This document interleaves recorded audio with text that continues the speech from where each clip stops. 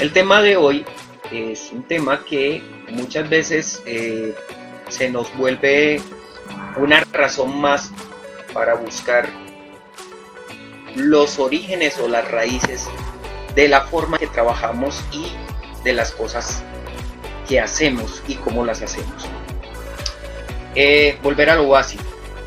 Muchas veces sucede que cuando llevamos tiempo trabajando dentro del mundo de la narración gráfica, haciendo historieta, haciendo cómic, haciendo ilustraciones para proyectos audiovisuales o cosas así, llega un momento en que como que nos quedamos como que sin combustible o como que sin horizonte. Y algo que ayuda mucho es retornar a las raíces de esas primeras formas primitivas de realización de nuestra vida artística, ¿sí? En mi caso, bueno, antes de llegar a eso, pero hubo mucho dibujo, pero en mi caso es este cómic, Shadow Black, que publiqué en el 98, ya varias veces se los he mostrado. Fue un trabajo de pronto muy desde el desconocimiento, porque en esa época yo hacía más las cosas imaginándome cómo se suponía que debía hacerlas y no tanto teniendo conocimientos o referentes más específicos con respecto al trabajo. Ahora último, terminé este cómic, se llama Shadow Boy, que los he mostrado, referenciado varias veces, ¿cierto? Y pues la idea es que cuando nos quedamos sin esa sensación de para dónde cogemos o ya lo hice todo y siento que no se me ocurre nada más, está esa posibilidad de poder retornar a lo que ya conocemos. Una cosa que ayuda mucho es mirar todos estos bancos de imágenes de trabajos nuestros que hemos hecho en el pasado, ¿no? Independientemente de qué tan mal se vean o qué tan bien logrados hayan quedado, esa sensación del recuerdo emotivo es lo que nos recuerda por qué hacemos esto, cuáles son nuestros cómo y nuestros por qué de la forma en la que trabajamos, ¿sí? ¿Por qué es necesario hacer esto cada cierto tiempo? Porque es normal sentir una sensación de saturación, de que no estamos como en la posición adecuada o que de alguna manera nos hemos desviado del camino de lo que creíamos correcto o de lo que creíamos que iba a ser nuestro futuro. En esa medida, la práctica narrativa también tiene sus posibilidades. El leer cosas que escribimos hace 10, 15 años nos permite tener una sensación de perspectiva con la forma en la que escribimos ahora y el poder visualizar cuáles eran esas motivaciones ulteriores que nos llenaban de ganas a la hora de hacer nuestro trabajo, ¿sí? Cada cierto tiempo es bueno hacer esto, no esperar al punto de la saturación, porque bueno, tampoco se trata de estar mirando para el pasado y decir todo tiempo pasado fue mejor, no se trata de eso, simplemente una sensación de recordación.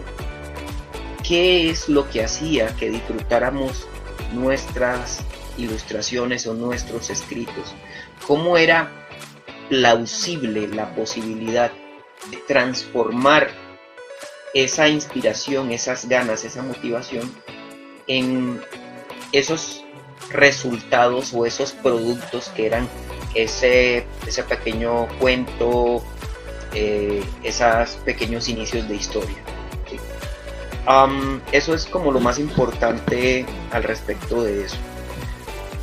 Cada cierto tiempo necesitamos estarnos recordándolo y que de alguna manera eso influya en la forma en la que estamos trabajando actualmente, ¿sí?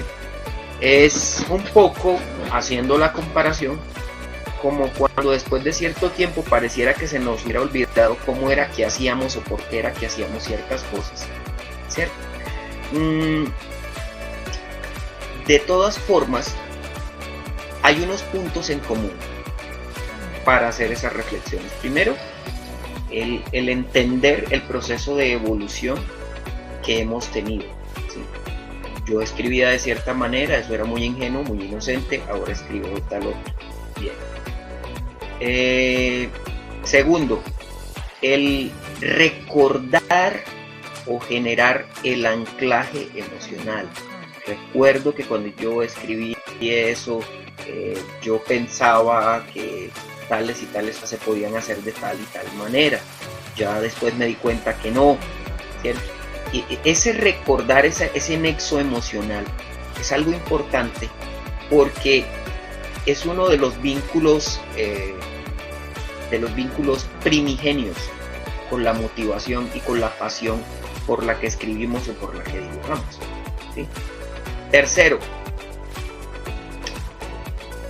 tomar como marco de referencia esa sensación de gusto, de placer.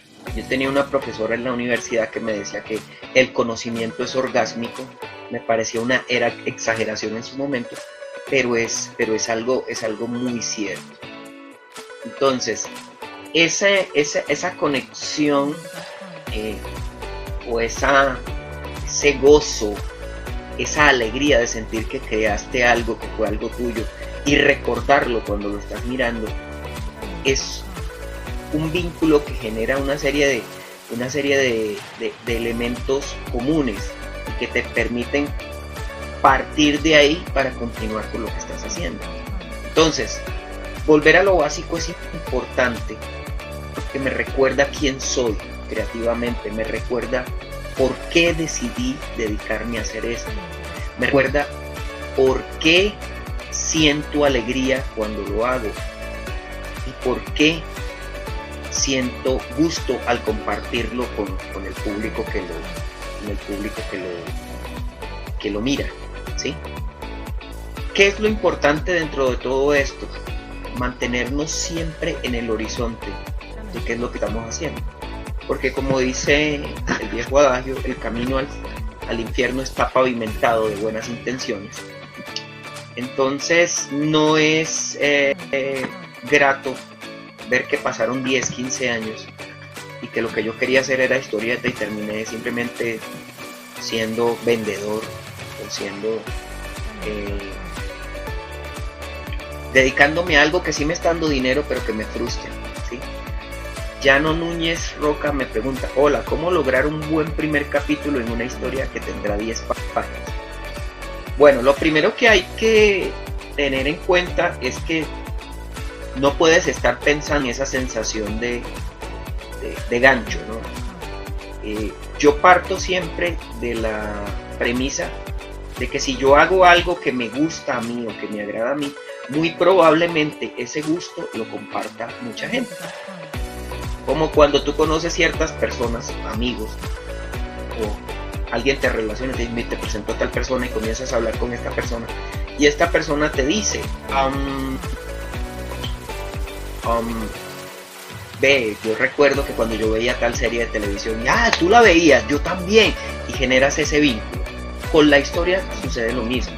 Ahora, para el hecho de la cantidad, 10 páginas, entonces tienes que ser muy riguroso con la elección de los planos que van a conformar cada página, ¿sí?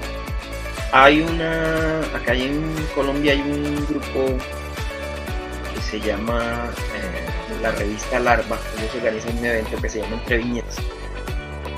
Y hace aproximadamente unos 2 años ellos hicieron un reto de que cada persona que iba a publicar en su página web tenía un límite de páginas y cada página tenía que tener 3 viñetas. Y es un desafío. Es que cada página 3 viñetas y uno como que, uy, ¿cómo? Sí. Entonces, ese primer capítulo debe tener un inicio, un clímax y un desenlace llano, ¿sí? Pensar en eso. Entonces, ¿cómo lo hago yo? Que no